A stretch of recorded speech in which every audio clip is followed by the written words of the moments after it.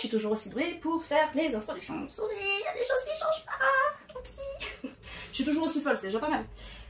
Alors, comme dit dans le titre, qu'est-ce qui s'est passé pendant 3 ans? Je vais faire des mystères, souris. Du coup, pour ce retour, ce que je voulais faire, c'était 2 vidéos. Donc en fait, aujourd'hui, bon, je vais vous expliquer grosso modo ce qui s'est passé ces 3 dernières années. Et on poursuivra avec la prochaine vidéo où je vous expliquerai tous les projets en gros que j'ai pour la chaîne. Donc déjà, je vais essayer de tout faire en one shot. Je vais voir si ça passe. Ça serait bien si je pouvais éviter d'avoir des cuts à faire, ça m'arrangerait. Et du coup, voilà. Alors, en vrai, je parle des 3 ans. Parce que la dernière vidéo date d'il y a 3 ans, ça y est, I Love You, où j'ai essayé de revenir gentiment. Mais techniquement, quand j'ai arrêté ma chaîne il y a 4 ans, c'était parce que j'ai perdu ma mamie. Donc voilà, donc déjà en fait, le gros blocage que j'ai eu, le syndrome de la page blanche comme on l'appelle, et cette frange qui sait pas où est-ce qu'elle veut, faire, bref, ça a été très compliqué pour moi de retrouver l'inspiration et l'envie de vous parler, l'envie de faire des vidéos, l'envie de faire des montages, bref, j'avais plus rien. J'ai essayé vite fait, avec justement la vidéo Say I Love You, mais c'est juste que ça a été relativement en fait compliqué. Donc en fait, je dis 3 ans, mais en vrai, voilà, on part sur les 4 ans. Donc il y a eu voilà, un décès, j'ai eu 4 ruptures officielles. Qu'est-ce qu'on a eu encore? On a eu techniquement 2 déménagements, 2 maladies invisibles, 2 accidents, une reconversion.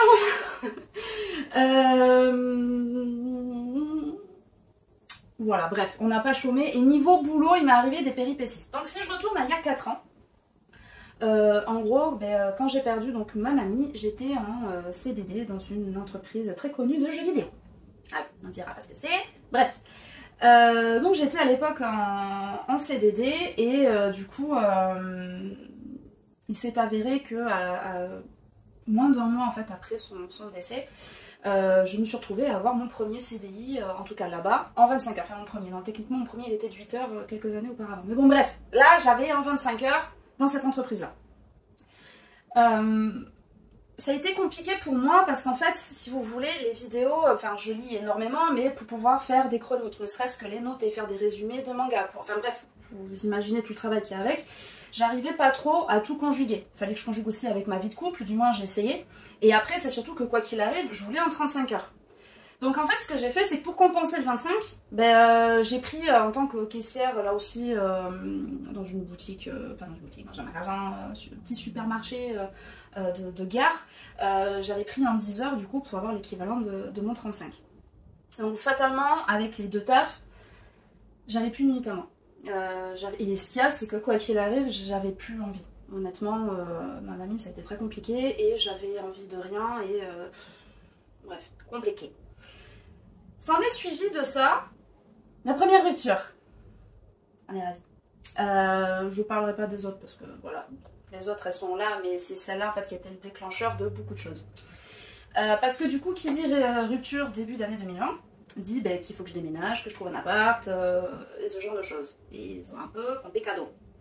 Parce que du coup, rupture, j'apprends que je passe enfin en 35 heures dans l'entreprise de jeux vidéo, donc trop cool et tout. Et le jour où je suis censée signer mon contrat, Covid, confinement. Donc confinée avec mon ex, et donc du coup c'est pour ça que vous avez une vidéo Say I Love You, parce que pour le coup là j'avais le temps de lire, de filmer, de monter, voilà, j'avais le temps de faire tout ça. Mes recherches d'appartement par contre c'était la galère. C'était la grosse galère. Et ce qui s'est passé, c'est que j'ai eu, en allant au boulot, j'ai eu un accident un peu à la con, un peu beaucoup d'ailleurs, où en gros, voilà, en allant au taf, accident de travail, enfin accident de trajet techniquement, et grosse entorse. Ce qu'il faut savoir, c'est que je faisais beaucoup de sport quand j'étais adolescente, je faisais de la danse et pas mal d'heures de danse, on va dire aussi, et en gros, j'ai fait 5 entorses sur cette cheville. Enfin là, c'était la 5e entorse, sauf que les entorses que j'avais à dos, ça passait. Et là le problème c'est que j'ai eu en fait une rupture des ligaments. Donc très très dur de reprendre, donc gros arrêt de 3 mois d'ailleurs suite à cette entorse.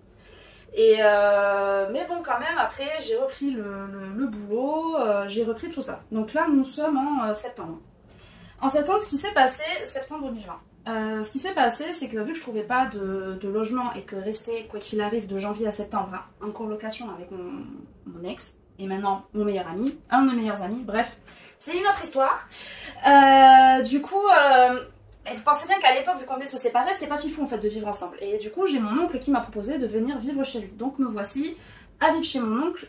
Malheureusement, non, je suis contente, mais ce que je veux dire, c'est que ça a duré 2 ans parce que je n'arrivais toujours pas à trouver d'appartement en 2 ans. Donc septembre, j'emménage chez mon tonton, donc j'étais en rémission avec ma cheville, etc. Et nous arrivons, on passe une petite ellipse en fait de mars 2021. Et là, c'est le bordel. Parce que mars 2021, je faisais un check-up normal en fait, prise de sang et tout ça. Et qu'est-ce qu'on m'apprend? Alors j'étais surveillée ado et j'ai totalement négligé entre temps, donc si ça vous intéresse, je vous ferai une vidéo approfondie sur le sujet, là je vais vraiment juste passer les gros titres. J'ai un problème avec ma TSH et tout ça. Qu'est-ce que nous avons? Une maladie de base d'eau. Donc la maladie de base d'eau, c'est quoi? C'est une maladie en fait thyroïdienne. Donc la thyroïde, elle est ici, c'est une glande en fait, qui ressemble à un papillon et qui gère les hormones, qui gère l'humeur, qui gère tout ça. Et c'est vrai qu'à l'époque, j'avais perdu beaucoup de poids, je mangeais comme 10, mais je ne prenais pas de poids en fait. Je dormais très très peu, j'étais totalement insomniaque, j'avais tout le temps envie de bouffer. Déjà que je suis colérique de base, mais là c'était la catastrophe. Enfin bref. Et en fait, on m'annonce que il aurait fallu donc du coup m'opérer, mais mon endocrinologue m'a dit on va vous faire un traitement, on va essayer de caler tout ça, sachant qu'un traitement c'est 2 ans. Donc première maladie invisible, qui est un peu casse-bonbon parce que j'ai des sautes d'humeur, enfin j'avais des sautes d'humeur, etc. Je reviens parce que du coup, en fait, quand j'ai mon problème thyroïdien, je me retrouve en arrêt. On est ravis, non mais franchement, on adore. Hein. Donc en 6 mois, j'enchaîne 2 gros arrêts de 3 mois. C'est super. Je continue à bosser, donc toujours en 35 heures, tout va bien. C'est génial. Et nous arrivons au 26 décembre 2021. Et là, qu'est-ce que nous avons? Un espèce de gros bip. Voilà, je vais essayer qui me vole mon téléphone. Moi, mon téléphone, c'est ma vie. Dans le sens où c'est pas que je suis matérialiste, parce qu'il y a des photos, quoi que ce soit, c'est encore pire que ça. C'est juste que je suis une ancienne agoraphobe. Et ce qu'il y a, c'est que, quoi qu'il arrive, pour que je reste focus et pour que j'ai un risque zéro de crise, en fait, j'ai besoin de la musique et j'ai besoin de mon téléphone. Donc à partir du moment où tu m'enlèves mon téléphone, où tu me sors de ma bulle, en fait, c'est très compliqué pour moi après de gérer. Le RER, en plus, ça arrive dans le RER, sérieux. Donc le RER n'étant pas encore arrêté, je me suis dit, bon allez, en plus j'étais à l'étage, je me dis, c'est bon, je vais le courser, je vais récupérer mon tel. Le temps que les portes en fait s'ouvrent, j'ai chuté dans les escaliers, je me suis cassé la gueule, et là j'entends ma cheville qui fait crack et je la sens faire crack. Et là, bien entendu, toujours la même cheville, ça serait pas drôle. Donc 6e entorse. Mais 6e entorse, mais pas des moindres, parce que là, cette fois, nous avons quoi? On a un arrachement osseux avec une microfracture et le tout team. Et en fait, je me retrouve avec des contusions sur tous les ligaments, sur les cartilages et sur les os. Voilà, on fait la totale. Magnifique. Ce que j'ai oublié de préciser précédemment, c'est que à la précédente entorse, on m'avait déjà expliqué que la vente risquait d'être compliquée pour moi. Parce que ma cheville, en vieillissant, ça risquait d'être compliqué. Sachant que je commençais à avoir des rhumatismes entre-temps sur cette cheville et que j'avais pas totalement récupéré ma mobilité. Il m'a fallu 1 an pour récupérer la souplesse et la mobilité et 1 an plus tard, qu'est-ce qui se passe? Je me fais agresser. On adore. Et du coup, là en fait on m'annonce, on me dit clairement, mademoiselle, vous avez 30 ans, mais si vous continuez dans la vente, vous allez avoir des problèmes de santé qui vont se développer. Il va falloir sérieusement penser à une reconversion. Donc déjà, je le vis très très mal. C'était assez dur pour moi à supporter. Mais je me dis, de toute façon, on m'avait dit pareil la dernière fois, j'ai réussi à récupérer ma cheville, ça va bien se passer. Puis, 3 mois d'arrêt. Les arrêts passent, les mois passent, les semaines passent, mais putain, les douleurs, elles étaient toujours là. Mais des douleurs, mais immondes. Tout le monde voulait me faire reprendre le boulot. Tout le monde me disait que c'était de ma faute. Enfin, tout le monde. Mes médecins, en tout cas, disaient qu'en gros, c'est parce que je prenais pas d'antidouleur, parce que j'avais pas de volonté. Moi qui n'ai pas de volonté, moi qui suis pas du mal, mais bien sûr, on y croit tous.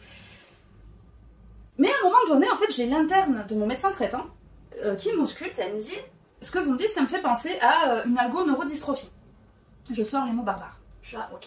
Donc elle me prescrit en fait un énième examen à faire parce qu'en fait on faisait des IRM, on m'a fait des scanners, on m'a fait tout ça sur la cheville. La seule chose qu'on voyait c'était les contusions, mais les douleurs que j'expliquais, même si les contusions étaient là, j'aurais pas dû avoir des douleurs comme ça. Donc je fais cet énième test qui était donc la scintigraphie. En fait on vous injecte un produit nucléaire, hein, et si vous brillez, en gros sur la radio, c'est que vous avez une algoneurodystrophie. Autant vous dire que ma cheville, c'était un feu d'artifice, c'était le 14 juillet et le 15 août en même temps. Voilà, c'est... Donc du coup, le truc est statué. J'ai une maladie, en fait c'est une maladie neurologique. En gros, il n'y a pas besoin d'avoir un trauma physique pour que cette maladie soit là. En fait, ça peut être psychologique. Et moi, le problème, c'est que ça a été psychologique et physique. Donc en fait, c'est le bordel. D'autant plus que normalement, ça met entre 6 mois et 2 ans pour guérir.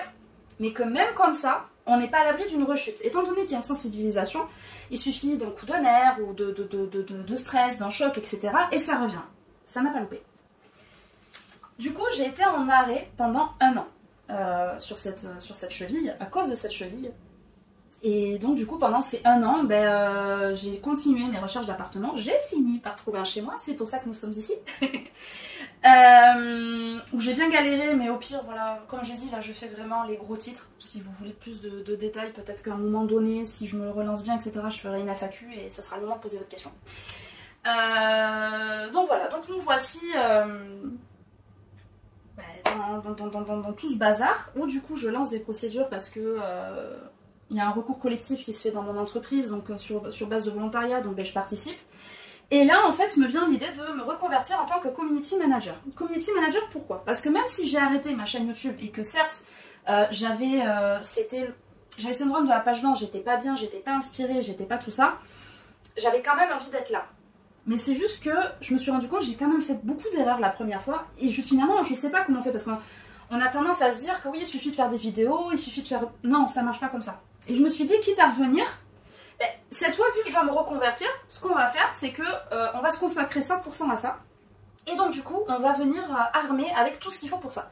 Donc me voici avec ma formation de community manager au sein de l'IMCI. Qui se passe très bien puisque j'ai été diplômée, donc c'est bon, je suis officiellement community manager aussi. Et voilà, donc j'ai quand même eu pas mal de victoires ces 3 dernières années. Malgré tout, j'ai eu des galères, mais j'ai eu des trucs. Ma thyroïde, je suis guérie. Normalement, jusqu'à nouvel ordre, je suis guérie. Bon, même si elle est un peu gonflée encore, là aujourd'hui ça va. Il y a des fois, elle va être plus ou moins gonflée, mais en vrai, voilà, il faudra juste que je surveille. Ma cheville, alors elle allait mieux. Mais là en ce moment elle me fait des petits à-coups, donc c'est pour ça que là je me tiens que de ce côté et l'autre pied je le laisse tranquille parce que je commence à avoir un petit peu mal. Et du coup voilà, donc c'est pour ça que nous voici ensemble aujourd'hui et que c'est pour ça que je reprends tout en main, que j'ai refait toute l'identité visuelle, que j'ai revu tout le projet en fait que je voulais faire au départ et voilà. Et tout ça pour vous offrir quelque chose, un contenu de qualité qui moi me conviennent parce que je vais autant annoncer la couleur dès le départ. C'est que si je fais ça, si je me lance sur YouTube et compagnie, certes c'est pour distraire les autres, c'est pour vous apporter de l'amusement, vous apporter pourquoi pas quelques connaissances et ce genre de choses, mais sachez une chose, je le ferai avant tout pour moi. Alors, ça y est, je lance les débats, ça y est, je vais passer pour la meuf qui se la pète et je m'en fous et s'assumer.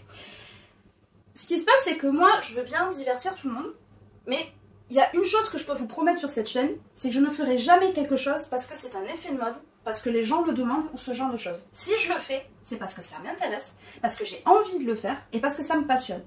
Sur tous les projets que vous trouverez, sur tous les vidéos, etc., si bien entendu l'un d'entre vous en fait m'en parle, il me dit ah, est-ce que tu as essayé ça, est-ce que tu as lu ça, est-ce que tu as fait ci, est-ce que tu as fait ça, je vais aller me renseigner parce qu'avant de dire non, enfin, voilà, on ne dit pas j'aime pas tant qu'on n'a pas goûté.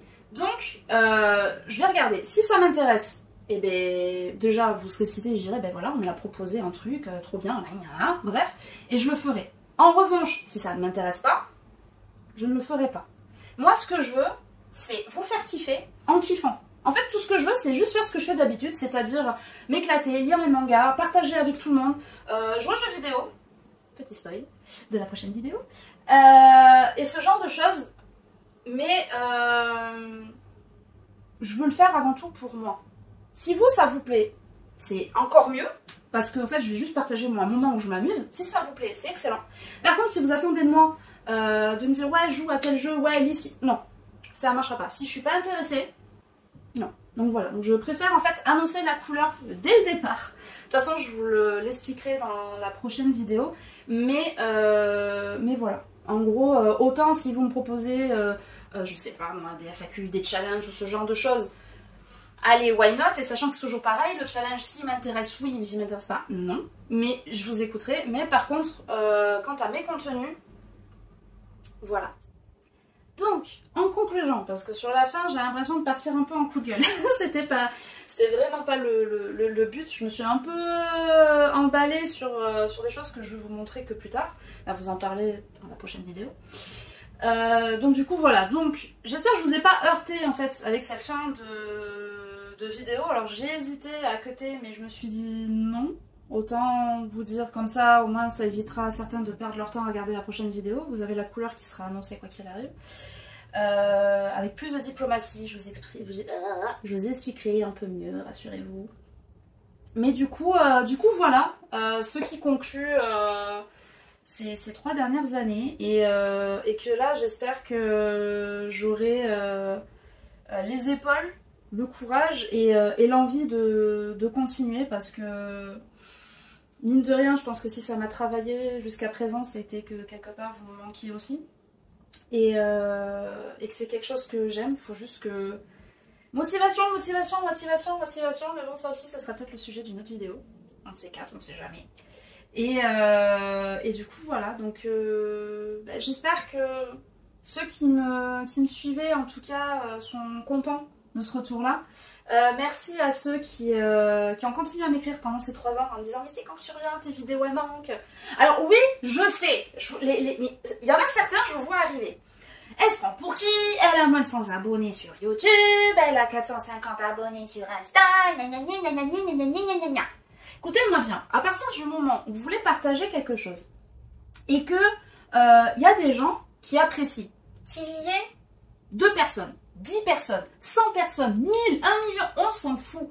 Ce sont des gens qui ont décidé de vous accorder du temps, d'accorder du temps à vos contenus. Donc, peu importe, et là c'est un petit message aussi à ceux qui veulent débuter. Vous dites pas que vous avez une communauté à partir du moment où vous avez des milliers. À partir du moment où même vous avez 5 personnes, vous avez déjà une communauté, vous devez de respecter cette communauté. Et moi en fait c'est ça que je veux faire, donc c'est pour ça que je vous remercie. Parce que le fait que certains ne m'aient pas oublié, ça m'a aussi encouragée, même si c'est 4 personnes. Et alors, en fait, je suis contente, c'est-à-dire qu'il y a 4 personnes pendant 3 ans qui m'ont tanné pour certains. Où j'avais limite un message tous les mois en me disant oui, c'est quand que tu reviens, il faut que tu fasses ci, il faut que tu fasses ça. C'est bon, je suis là, je suis de retour, j'ai entendu, ok. Maintenant, j'espère que vous serez toujours là et que ça vous plaira en tout cas. Et du coup voilà, donc je suis vraiment contente d'être avec vous, clairement. Et j'espère que cette fois on part sur le début d'une aventure qui durera quand même plus longtemps que la première fois. Et qui surtout sera pour le mieux. Et qu'on restera juste chill, tranquille et voilà, c'est à ça que j'aspire. Et je vais m'arrêter là parce que j'ai envie de parler d'autres trucs, mais je vais spoiler sur le reste de la vidéo. Donc autant enchaîner sur la deuxième vidéo, là, dès que j'ai fait stop. Donc voilà, du coup, je vous dis au revoir, je vous fais tout plein de bisous. Et du coup, à la prochaine vidéo. Ciao, ciao!